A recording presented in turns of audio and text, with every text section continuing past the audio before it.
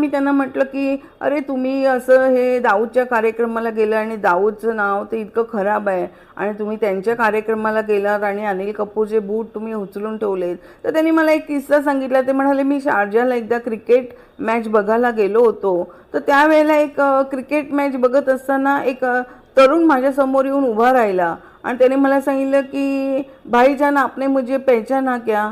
तर मी त्याला म्हटलं की नाही बा मी काय तुला ओळखलं नाही. तर म्हणे मैं दाऊद हूँ. तर म्हणे तरी सुद्धा मला लक्षात आलं नाही. तो म्हणाला की मैं कास्कर का बेटा दाऊद हूँ. तेव्हा माझ्या लक्षात आलं, कारण त्याचे वडील जे कास्कर होते ते माझे चांगल्या ओळखीचे होते. मात्र तो दाऊद हा जो स्मगलर दाऊद म्हणून ज्याचं नाव खराब आहे तो हाच दाऊद होता कास्करचा मुलगा, हे मात्र मला माहिती नव्हतं. आणि तिथे त्याची माझी भेट झाली होती. नंतर त्यांनी मला जेव्हा बोलवलं कार्यक्रमाला ते मी गेलो आणि अनिल कपूर डान्स करत असताना त्यांनी मला मेमूनने विचारलं